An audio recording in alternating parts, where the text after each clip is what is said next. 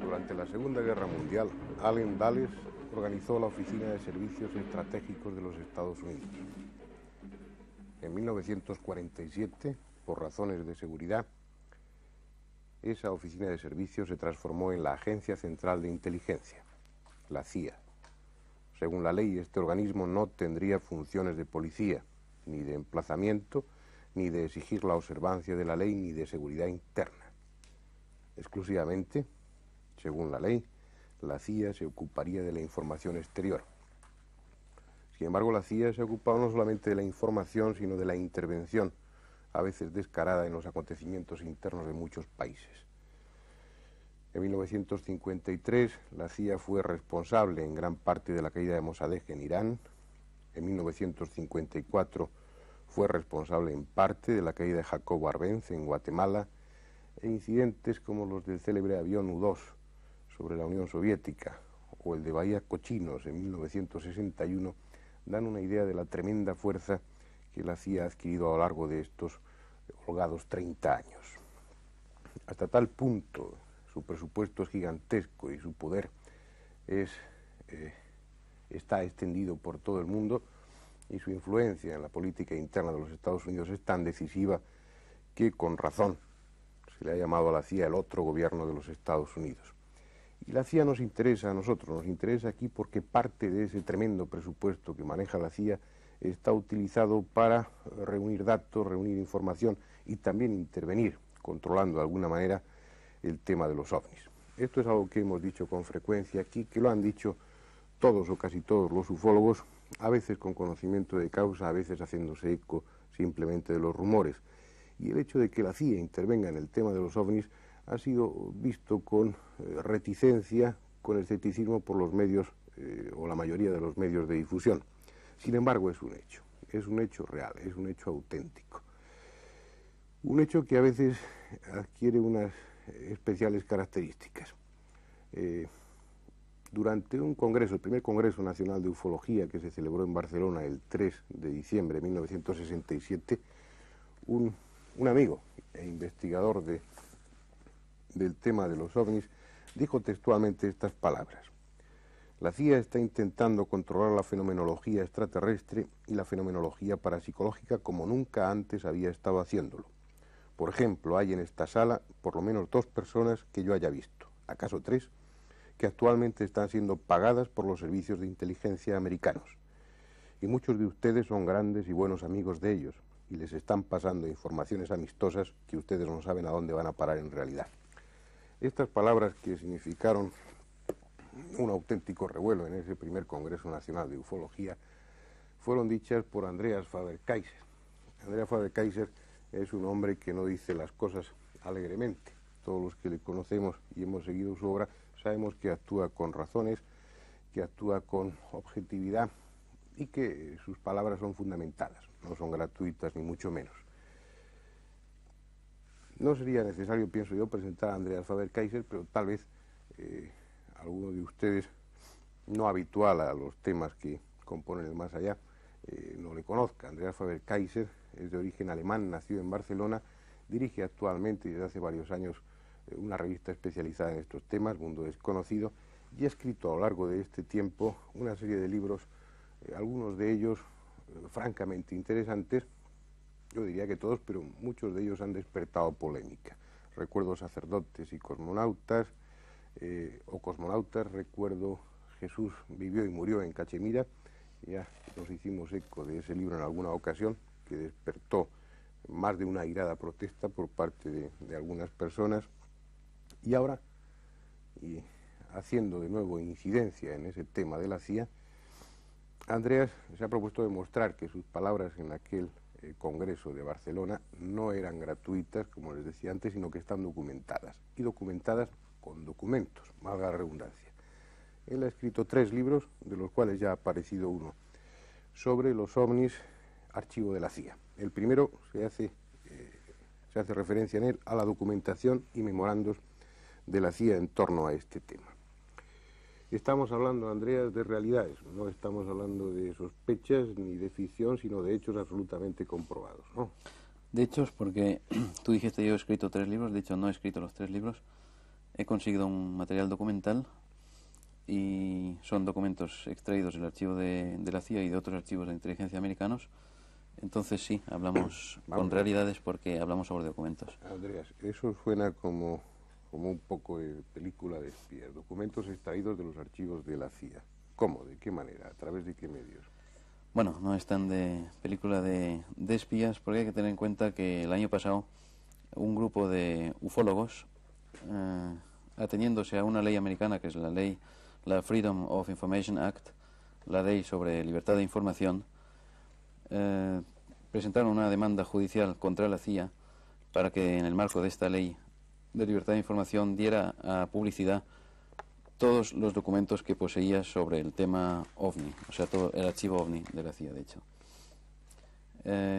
Yo aproveché la brecha que se ha abierto en los archivos de la CIA mediante esta demanda judicial y con contactos que ya tenía, no digo permanentemente, pero sí desde hace bastantes años, en Estados Unidos he podido sacar bastante más documentación adicional y es la que publico en estos 3 libros. Uh-huh. Vamos a hablar de la CIA y vamos a hablar de los ovnis. ¿Desde cuándo, según tu información, la CIA está interesada en reunir información y en manipular de alguna manera? De hecho, lo hace con frecuencia el tema de los ovnis. ¿Cuándo empezó a interesarse en ello? Pues la CIA desde sus comienzos, y el tema se remonta a años anteriores a la creación de la CIA, como tú dijiste antes, a la Segunda Guerra Mundial. De hecho, según mis averiguaciones, el primer hecho que hace interesar a los servicios de inteligencia americanos por el tema OVNI se da el 25 de febrero del año 42, 80 días justos después del ataque a Pearl Harbor, en que una flotilla de 15 a 20 objetos voladores entonces no identificados se presentó sobre las costas del Pacífico americano, estadounidense, entre San Diego y San Francisco, en California, aparentemente supervisando, vigilando los movimientos de material bélico que los americanos estaban concentrando en la costa del Pacífico con destino a Asia. Entonces se dispararon en unos 20 minutos de la noche del 25 de febrero unas 1.400 proyectiles contra estos ovnis que volaban a baja altura y a poca velocidad, 200 millas por hora, sin tocar ni uno solo, a pesar de que, según el informe de la 37 Brigada Antiaérea de Artillería Antiaérea Americana, confirmó entonces la precisión de los disparos, que según sus aparatos de precisión daban en el blanco, pero ningún blanco cayó a tierra ni fue tocado. El general Marshall, en aquella ocasión, en su informe, habló por vez primera de objetos misteriosos. Y ahí comienza el misterio de los objetos volantes no identificados para el Servicio de Inteligencia americano, por cuanto afectaba directamente a la seguridad de la nación americana. Uh-huh. Hay 2 actitudes ahí, una que es francamente comprensible, que es la de los departamentos de defensa de cualquier país. De hecho, no puede tomarse a la ligera la circunstancia de que aparezcan sobre el cielo de cualquier país una serie de objetos no identificados que además eluden con una total tranquilidad, utilicemos ese término, los servicios defensivos, que se comportan con una impunidad total. Por si acaso, y es obligación de cualquier departamento de defensa, esos objetos deben ser investigados e incluso, aunque esto sea menos justificable, atacados en más de una ocasión. Pero la CIA no ha limitado su actividad a esa recogida de información y en exclusiva al territorio de los Estados Unidos. La CIA está interviniendo activamente en torno al tema OVNI en Estados Unidos y en cualquier país del mundo, allí donde tiene acceso, allá donde llegan sus oficinas y sus agentes. ¿Qué razón puede haber, no ya para recoger información, sino para manipular, como de hecho están haciendo y han hecho el tema OVNI? Bueno, la CIA, el primer informe de la CIA como tal, la agencia de inteligencia, data ya del año 47, el mismo año de fundación de la CIA. Es un informe que da a conocer fenómenos luminosos entonces desconocidos sobre Tashkent, en el Uzbekistán soviético, y a partir de este momento, en los años de la Guerra Fría, hasta el 52, hasta el 55, diríamos, la CIA todavía, bueno, los servicios de inteligencia americanos no solo la CIA, sino también la inteligencia aérea, sospechaban que tal vez el fenómeno procediera o tuviera su origen en una arma experimental soviética, rusa. Entonces, dentro de la agenda de trabajo de los agentes americanos en los países del bloque soviético, entraba el informar inmediatamente sobre cualquier avistamiento de nuevos objetos volantes en la Unión Soviética. Desde este momento, bueno, esto era lo que entonces se pensaba todavía que podía ser un arma enemiga rusa en este caso. A lo largo, al pasar los años, se dieron cuenta los americanos de que no era un arma experimental rusa, y entonces lo que no aceptan de entrada es que sea una nave de procedencia extraterrestre, el OVNI. Siguen pensando que es un arma secreta de alguna potencia, conocida o desconocida, que puede existir alguna potencia que no conozcamos. Pero eso es casi más fantástico que la hipótesis es más fantástica, extraterrestre, ¿no? De acuerdo, sí, estoy de acuerdo personalmente en esta apreciación. Creo que es mucho más lógica la hipótesis extraterrestre, pero a nivel oficial se baraja con una posible potencia no conocida.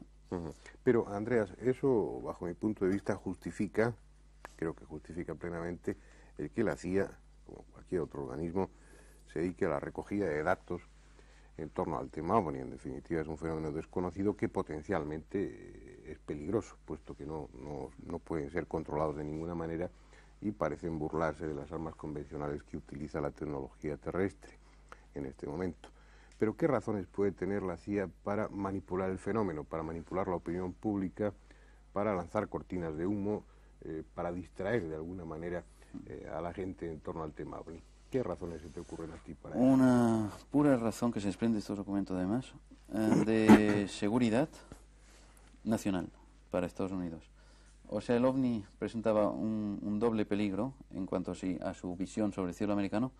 Uno era que en Rusia, en los años de la Guerra Fría, como digo, utilizara el fenómeno OVNI como arma psicológica, o sea, hacer ver que los OVNIs, aunque no fueran suyos, sí hacer ver que fueran armas suyas y así asustar a la población norteamericana y demostrar su inmenso poderío y superioridad bélica frente a los Estados Unidos. Y esto justificaría tal vez el silencio de avistamientos ovnis en aquellos años en la Unión Soviética. Si la Unión Soviética silenciaba sus propios avistamientos y impulsaba las noticias de avistamientos sobre Estados Unidos, se hacía con un arma psicológica muy fuerte. Por otra parte, se desprende de estos documentos la vigilancia muy estrecha que se vieron sometidos y se siguen viendo sometidos los grupos de investigación privados de ovnis, porque son grupos, según los documentos de la CIA, en su apreciación, que obtienen un gran número de adeptos, de seguidores muy fieles, que en cualquier momento pueden ser usados por una potencia extranjera o por un grupo terrorista para actuar dentro de los Estados Unidos contra los intereses americanos. Pues es una actitud muy paranoide, diría. Muy paranoide, sí, pero por ejemplo, bueno, extrapolando a nuestros días, esta actitud, por ejemplo, el caso famoso de Atay aquí en Manises, no van a decir, aunque se haya presentado el tema en el Parlamento, estoy convencido que no va a haber ninguna respuesta, porque lo que no puede admitir el encargado de defensa aérea de un país, en este caso España, y en el caso de la CIA, Estados Unidos, lo que no puede admitir es que exista, como tú dijiste antes, un objeto volante en el espacio aéreo que le concierne, que él es incapaz de controlar, no solo ya de controlar, sino de contrarrestar en caso de ataque. O sea, esto, antes que decir soy incapaz de controlar esto, tiene que decir esto no existe a la población. Y ahí nacen las cortinas de humo. Ya. Bueno, pues eso es una manipulación descarada de todas las personas que andamos a pie por los países, ¿no? Y significa un descrédito de todos los que investigamos estos temas. Pero bueno, sus razones tendrán, y a ellos pienso que con el tiempo los que quedan en ridículo de una forma evidente son los departamentos de defensa de cualquier país al negarse a admitir una evidencia. Es como tomar la postura del avestruz, de hundir la cabeza en la arena para no ver la realidad, ¿no? Para no ver el peligro. Yo ahí si permites, te diría que estoy convencido que el día que se demuestre que la procedencia del OVNI es extraterrestre, los servicios de inteligencia dejan de interesarse por el OVNI. O sea, el único interés que tienen es la defensa de su país o de sus intereses. En cuanto una potencia extranjera, o enemiga, claro, pueda interferir en sus intereses. En cuanto se demuestre que es de procedencia extraterrestre y que el problema pasa de problema de seguridad a problema científico, estoy convencido que dejarán de ¿Pero tú crees que ya no hay argumentos más que suficientes para que se tome la decisión de aceptarlo como objeto de procedencia extraterrestre? Sí, a nivel de personas de a pie, como dijiste antes, o sea, a nivel particular nuestro, evidentemente el problema está ahí, está en la ciencia y hasta en la filosofía y en el contacto humano. Pero para un encargado hemos de ponernos siempre en la mentalidad del militar o del encargado de la inteligencia de un país, y él no puede dejar una puerta abierta a la duda de que hay un ataque contra su país. Comentaba al principio de este programa que la CIA ha extendido sus tentáculos, por decirlo así, a todos o la mayoría de los países.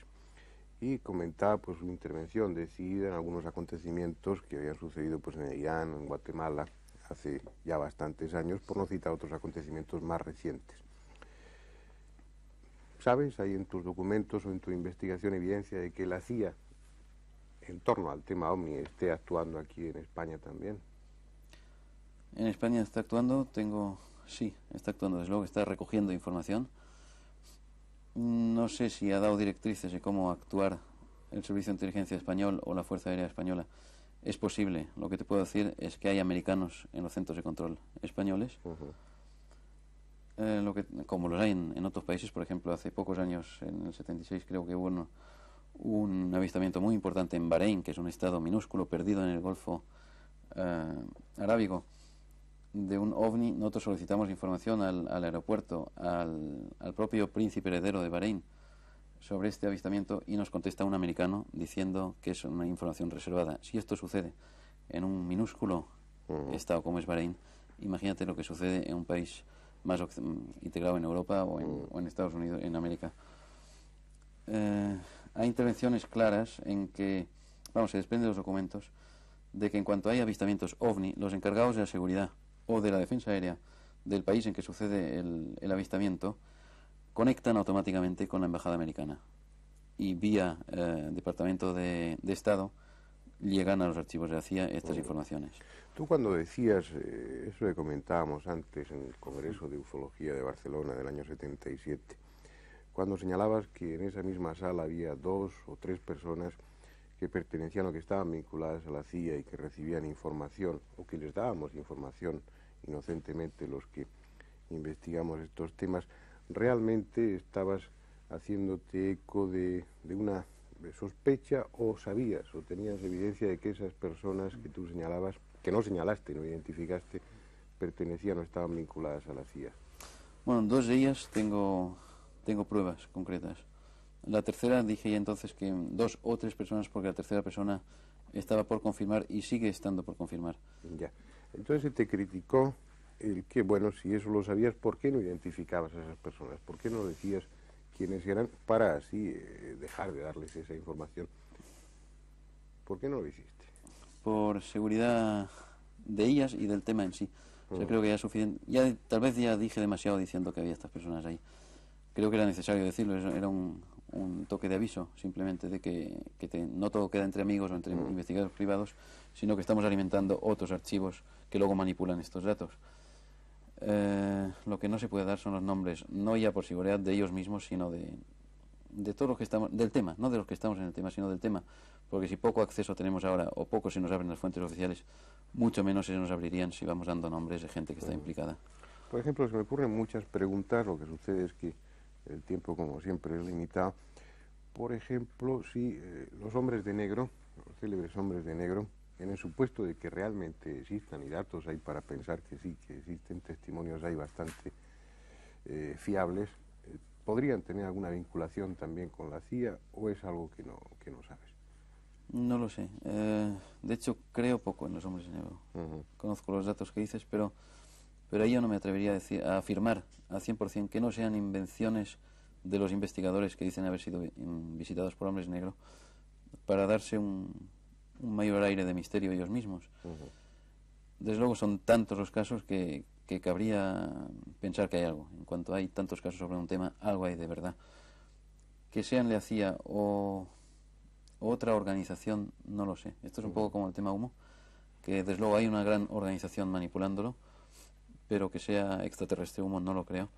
Que sea la CIA en concreto, los hombres de negro, podría ser, pero me parecen que tienen otros métodos la CIA y que no se visten de negro para sus acciones. Esa recogida de datos, esa manipulación, Andreas, podría llevar hasta el caso de que todos los que investigan este tema, o los que estamos relacionados con él, los que investigamos más o menos modestamente, tuviéramos controlado, por ejemplo, la correspondencia o el teléfono, o estuviéramos sometidos a algún tipo de vigilancia para saber qué datos manejamos. ¿Tú crees que hasta esos extremos puede llegar o está llegando la CIA? Bueno, yo te puedo decir que la obtención de estos documentos ha sido frenada, o sea, vía correo. Yo he ido recibiendo esta información de la CIA y este correo de Estados Unidos me ha tardado hasta 6 y 7 meses. Hubo reclamaciones a correos en Barcelona a nivel de dirección de correos y no me supieron decir dónde estaba el freno. Entonces, claro, de 6 meses no tarda un envío de Estados Unidos aquí, cuando tarda una semana como máximo, vía aérea. Y, vamos, esto es un freno evidente de alguien que sabía qué había en los documentos o en estos paquetes, o se interesaba por saber qué había dentro. A nivel de teléfonos, una vigilancia constante no la hay.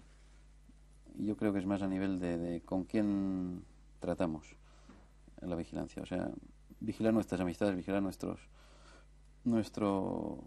círculo de acción laboral. Esto sí, creo que hay una vigilancia. Bueno, lo que parece evidente es que en ningún caso esa observación o esa intervención de la CIA es peligrosa para los que investigan estos temas, ¿no? No. Puede ser irritante en todo caso, pero no peligrosa. Bien, lo que es evidente es, aparte del interés de estos libros de Andreas Faber-Kaiser, porque en ellos no se está haciendo referencia a unos datos imprecisos, sino que se está dando un testimonio fiel de todos esos datos, de esos documentos que demuestran la intervención de la CIA en torno al tema OVNI. Sí resulta evidente, como les estaba diciendo, que el fenómeno OVNI no es un fenómeno sin importancia, que desde un punto de vista social es tremendamente importante, si no fuera pues por el constante peligro de una guerra mundial, si no fuera por el constante peligro de llegar a un caos a través de transformaciones ecológicas, si no fuera por el problema tremendo de los millones de personas que mueren de hambre, sin duda alguna el fenómeno OVNI sería el fenómeno más importante que tendría planteado el hombre de este siglo. A algunos niveles lo es. Lo que pasa es que, como ustedes saben, muchas veces lo importante debe ser sustituido, desplazado en interés por lo urgente. El hombre tiene planteados temas más urgentes que el de los OVNIs en este momento. Pero en cualquier caso la CIA no se ocupa de fantasmas. Eso es lo que quiero que quede claro en este programa y que seguramente quedará claro cuando ustedes tengan acceso a los documentos y memorandos de la CIA en torno al tema OVNI recogidos por Faber-Kaiser en sus libros. Bien, ya saben ustedes que cuando estén leyendo una información sobre OVNIs en un periódico, la CIA, cómo no, estará detrás de esa información.